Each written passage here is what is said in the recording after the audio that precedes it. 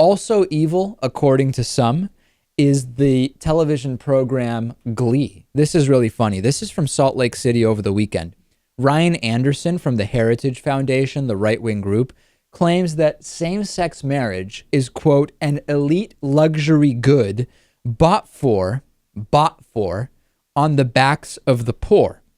He was talking about U.S. versus Windsor, in which Edith Windsor argued successfully that she was unfairly forced to pay hundreds of thousands of dollars in taxes after her wife's death because the Defense of Marriage Act prevented the government from recognizing their marriage in the first place. And Anderson absurdly claimed that the media suppressed the real facts of the case. As usual, you didn't get the real facts, and insisted that the solution was just to repeal the estate tax, something that the right has been wanting to do for a really long time. But the discussion from Brian Anderson wasn't just about public policy. Later, he was asked by the audience about, you're going to love this, subliminal messaging in pop culture. And he talked about how the program Glee is corrupting the nation's youth. Check this out. Another question, how is, and I'm reading this cold, so bear with me, how is subliminal messaging used to desensitize people, especially youth, getting them and to accept same-sex marriage? All right, so in other words, what is Hollywood doing to us? Yeah, so if I understand the question right, I think what lies behind it is the reality that the television show Glee has done just as much to corrupt a young generation about marriage than anything the Supreme Court has done.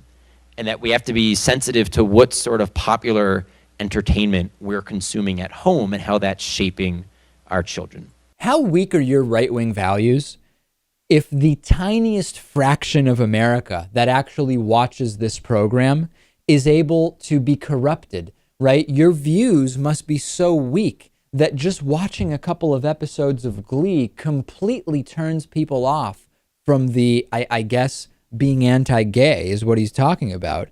And he seems to be visibly upset that a show that's been on for 5 years, simply spreading a message of equality, unity, is corrupting to our youth. And it seems to be overshadowing his, 1,700-year-old religion that's been corrupting youth in different ways for a really long time.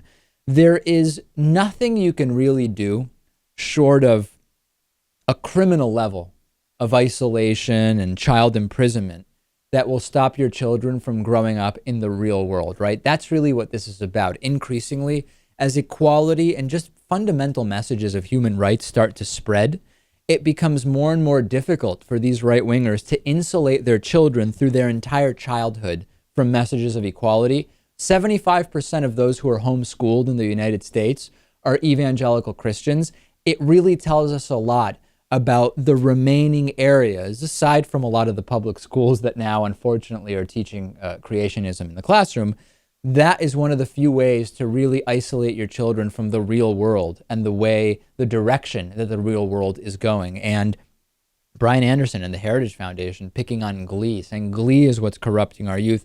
No, our youth are just growing up in a world where it's not a big deal if someone has two dads or if someone is gay or lesbian or bisexual, transgender themselves. This is hugely scary to people at the Heritage Foundation. Let's take a break. Join us on Facebook, facebook.com/David Pakman Show. Wendy Manning is next.